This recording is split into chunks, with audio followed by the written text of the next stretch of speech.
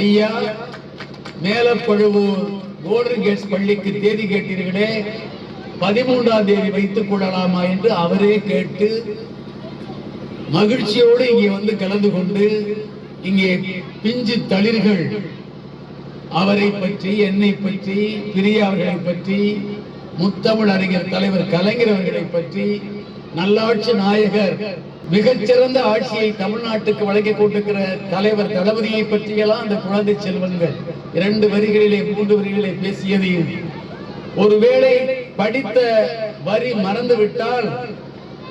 மறந்துவிட்டு தடுமாடுகிறோம் என்பதை கூட நாம் கண்டுகொள்ளாத வகையில் மிகவும் சாமர்த்தியமாக நன்றி என்று முடித்துவிட்டு போன அந்த திறமையை, சமயோஜிதம் என்பார்களே, அப்படிப்பட்ட புத்தி கூர்மையை அமைச்சர் இடத்திலே சொல்லி மகிழ்ந்தார்.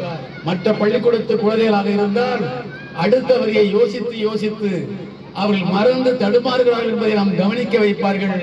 இந்த குழந்தைகள் செம்மையாக வளர்க்கப்படுகிறார்கள்.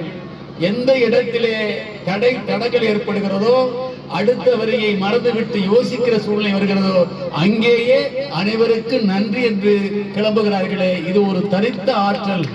எனவே இந்த பள்ளியுடைய ஆசிரியர் பெருமக்களும் செம்மையாக பணியாற்றுகிறார்கள். இங்கே உருவாகி வருகிற மாணவ செல்வங்களும் கூர்மையான மாணவர்களாக வளர்ந்து வருகிறார்கள்.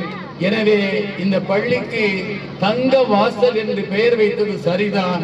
அந்த வாசலை இன்னும் விரிவாக திறந்து வைக்க மாண்புமிகு அமைச்சர் அவர்கள் வந்திருக்கிறார்கள்.